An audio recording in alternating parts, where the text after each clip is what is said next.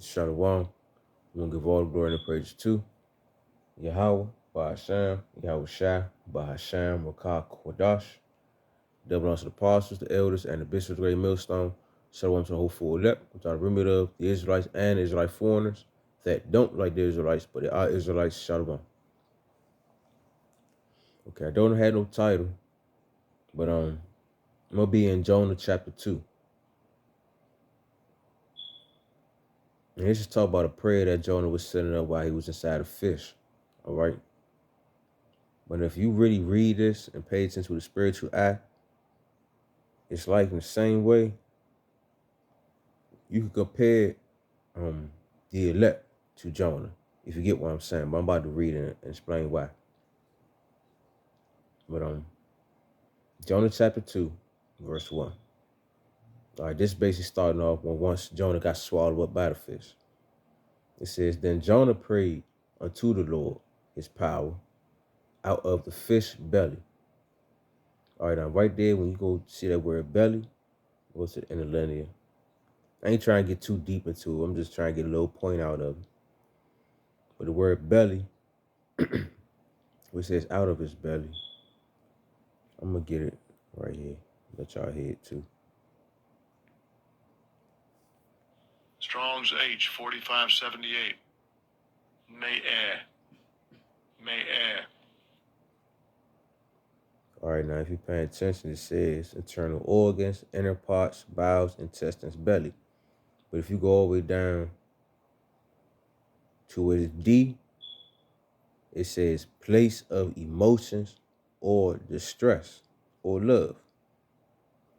But the first thing that came to my mind, like, well, basically, if you want to say in the belly of the beast, it's a subliminal word for basically a place of distress, a place of sorrow, a place of when you're going through all sorts of hell, basically affliction in a way. So me reading, it was like, damn, Jonah, basically somewhat, this is what we going through right now. We in the belly of the beast, going through distress, emotional distress, affliction, all sorts of troubles. All right, now I'm gonna keep reading. Verse 2. And said, I cried by reason of my afflictions unto the Lord, and he heard me. Out of the belly of hell cried I, and thou heardest my voice. Right there, perfect example of what he's saying. I mean, basically, symbolically, what's going on. It's like we in trouble right now. We're going through the stress. And right now, we're crying upon the Lord for help because we in trouble right now. We're going through it. Verse 3. For thou hast casted me into the depths, in the midst of the seas, and the floods came, and the floods compassed me about. All thy billows and thy waves passed over me. Basically going to how right now even our past lives that we've been through, like we went through all the troubles and stuff that he put us through, from the slavery to the I don't want to keep talking about just slavery, but all the captivities we've been in, all the troubles we've been through, them the floods and the waves and deep seas down there. You'll think that we so deep down at the bottom that you ain't no way of coming back, if you really think about that. And the average Israelite think they're gonna be slaves forever. Most of them don't even understand that they're slaves, to be honest with you. Let me keep reading. Verse 4. Then I said, I am cast out of thy sight, yet I look again towards thy holy temple. And didn't the Lord cast us out of his hands to let us know that, look, y'all did me wrong, so I got to show y'all how it is. This is how Jonah feel too. In the same way you paying attention, this is what the elect going through. But at the same time, we were still seeking the Lord, still trying to find out what's going on, who's in control, who's this, who's that. Verse 5. The waters compassed me about, even to the soul. The depths closed me round about. The weeds were wrapped around my head. And you think about it right there, that's like saying you at the breaking point where everything's basically about to take over you. You at your breaking point. And me personally, I could say I don't know, probably like 2016, 2018. I was at my breaking point. It felt like the weeds wrapped around my neck and I was about to be strangled out.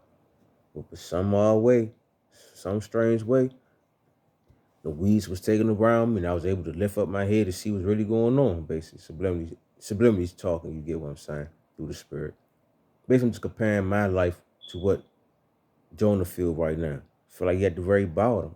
Basically, he about to give up. Verse 6.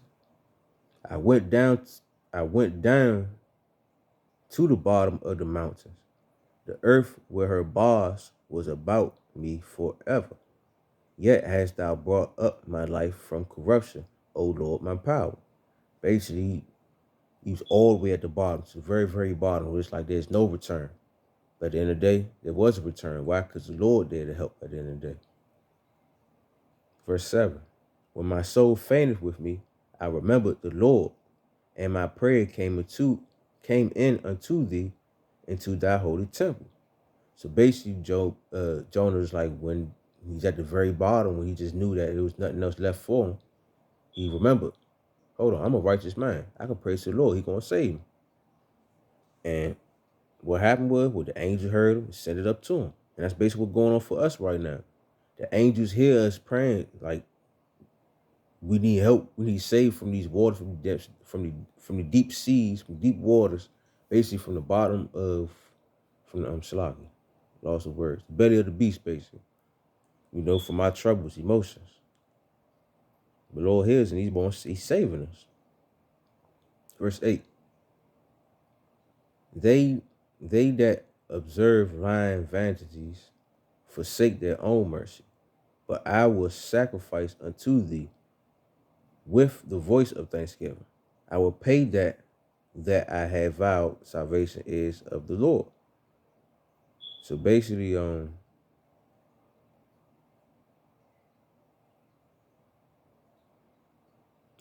basically saying, like, basically those who basically follow after false idols or whatever the case may be, they're gonna forsake the Lord's mercy. They're not gonna think about the Lord's mercy. But the ones that understand the Lord's mercy, they're gonna make a sacrifice regardless of the situation. And that's what the elect doing right now. Lord's will, I'm one of the elect, but ain't all the ones in sincerity in this truth making that sacrifice because they understand, like, Lord have mercy upon those that's sincerely seeking after him and sincerely just want what's right. And that's what we're doing right now. We understand. Verse 10. And the Lord spake unto the fish and vomited out Jonah upon the dry land. Hold on. That's it. And the Lord spake unto the fish, and it vomited out Jonah upon the dry land. And basically, after all that, Jonah was praying, let it be known, look, Lord, I understand what you're about. Please have mercy upon me. I'm going to continue to pray for you, pray towards you, give thanksgiving all day, every day. And the fish spit him out. And sublimity, if you look at the NLT also, it says right here in Jonah 2:10, it says, then the Lord ordered the fish to spit Jonah out onto the beach. And when I read that too, I was like, the first thing came to my mind was like, damn, out the belly of the beast onto a beach. Now we know the real story is where his ass got put up in Nineveh because he had to prophesy against Nineveh for all the troubles. But before you get that far, if you just look with a spiritual eye, right there, the first thing came to my mind was like, well, damn, from the trouble onto a peaceful beach. Because think about it, when everybody want to get on vacation, where they want to go to? The beach. Sit back, relax, listen to the waters, watch the skies and all that.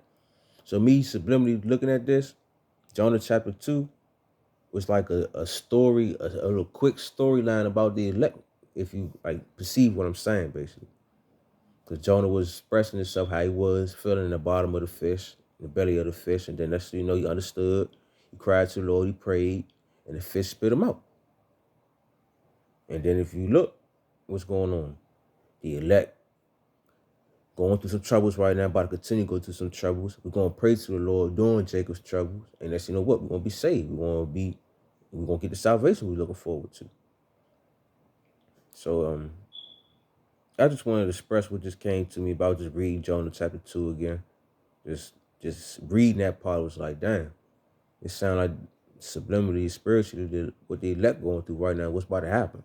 it sounded like it just paraphrased the beginning to the end of the story with Jonah. hmm It's just amazing how the Lord talks to you without talking to you. It really is. But that's basically it. Just something I just wanted to express and just talk about for real. It just came to mind. But hopefully it was a faith booster, edifying. It was a faith booster to me because it was like, damn, we in the belly of the beast. We in the bottom of the fish right now. Eventually the Lord gonna get us out of here. We're gonna be sitting on that beach, living good. Eventually we're gonna be living in peace, basically. So hopefully it was edifying. I'm gonna give all the glory and praise to Yahweh, Bahasham, Yahweh Shai, Bahasham, Bakah, Kodash. Double honors to the apostles, the elders, and the bishop of the great millstone.